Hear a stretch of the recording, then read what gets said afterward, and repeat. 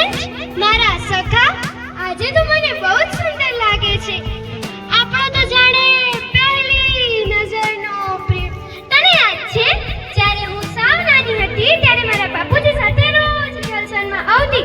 મારા બાપુજી એટલે ત્યાં બેસીને હું બધા જ રિહર્સલ જોતી. એક દિવસ કાબુલીવાલામાં મિનીનો રોલ કરતી છોકરીએ છેલ્લી ઘડીએ ના પાડી દીધેલી. રિહર્સલના આગલી જ રાત ડિરેક્ટર તો રખવાયા ને લમણે હાથ દઈને બેસી ગયા બિચારા.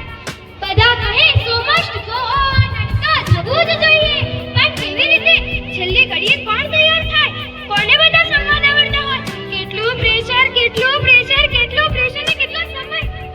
ને એવામાં હું ત્યાંથી બોલી પડી, મને આવડે જ છે. ત્યારે હળવેકથી મને સ્ટેજ પર ચાલવાની પરવાનગી મળી. તને યાદ છે કાબુલીવાલાનો અદ્ભુત શો?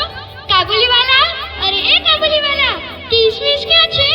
અરે ઓ કાબુલીવાલા ચાચા, રોડો છો કેમ? સસુરાલ જાવ છો? પાછા ક્યારે આવશો? કિસમિસ લાવશો ને કાબુલીવાલા ચાચા. ત્યારબાદ મારા બાપુજીએ મને શપથ લેવડાવેલી કે હું કદી રંગમંચને દગો નહીં દઉં, હું કદી સ્ટેજ નહીં છોડું. અને ત્યારબાદ હું તારા જ ખોળામાં મોટી થઈ અને બરફના પાંખમાં નંદનની બનેલી નંદનીનું કેન્સર ધીમે ધીમે તેને વળી રહ્યું હતું. ઊભી રે મમ્મી, ક્યાં સુધી મને આમ છેતર્યા કરવાની હે? મને શું થાય છે અને શું મને ખબર ન હોય?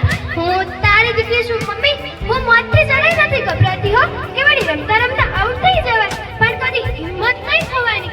જો મેં નક્કી કર્યું છે કે છેલ્લે સુધી હસતા મોય બધું સહન કરી લઈશ. તું જે કહીશ એ બધું કરીશ. દોરા, ધાગા, બાંધડિયા, તારા માથા પરના વાળ ખરવા, આ ભ્રમર પરના વાળ ખરવા, આ ચામડી પર ડાઘા પડી જવા, આંખોના ડોળા નીકળી જવા,